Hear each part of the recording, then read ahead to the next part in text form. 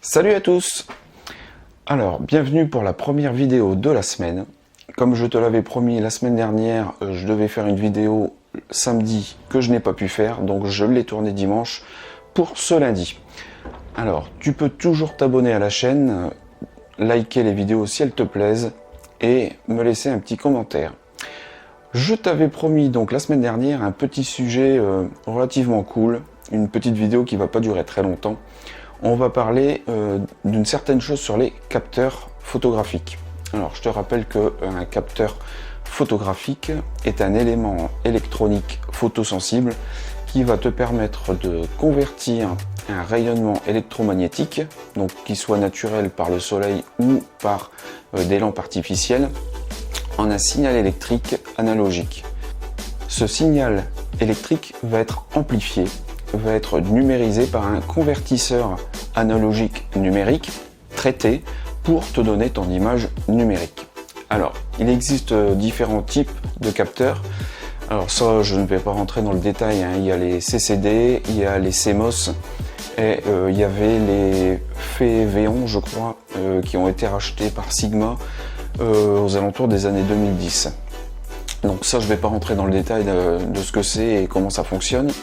Je te rappelle qu'il y a différentes tailles de capteurs, hein, du plein format, ce qu'on appelle le full frame, l'APS-C, qui est un peu différent suivant les marques.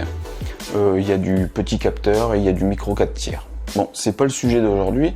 Aujourd'hui, je voulais te parler d'une petite chose que, à mon avis, personne ne connaît vraiment. En fait, ton capteur, il a une certaine place dans ton boîtier. En général, enfin, c'est à peu près ici derrière. Donc si on enlève l'objectif, ici on ne voit que, alors là on va pas bien le voir, mais on ne voit que le miroir. En dessous du miroir, tu as le capteur. Alors, ce capteur, il est donc placé à un certain endroit, et quand tu achètes des objectifs, tu as une mise au point minimale pour toi faire ta mise au point. Alors, en général, c'est soit marqué sur le devant de l'objectif, soit quand tu as certains objectifs fixe, en fait tu as une petite règle ici qui te permet de le dire. Donc ici par exemple je suis à 31 cm. Alors 31 cm, c'est ça que je voulais te parler, c'est que ta distance minimale de mise au point, elle ne va pas se faire par rapport à ton objectif.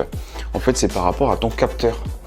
Et ce que je pense que personne ne sait, c'est que en fait tu as un petit dessin sur ton boîtier.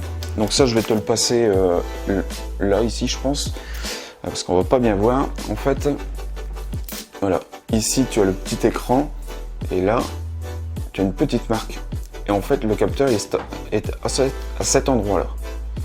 Et donc quand tu fais ta mise au point, donc ta distance minimale, alors que ça soit minimal ou plus, hein, à 2-3 mètres, en fait c'est toujours par rapport à cette petite marque ici. Donc ton capteur est là, et par exemple si tu as 30 cm de mise au point minimale, en fait c'est à partir d'ici jusqu'à ton sujet, et non pas de ton objectif jusqu'à ton sujet. Voilà, bah, j'espère que ça t'aura appris quelque chose. Moi je te dis à mercredi, salut!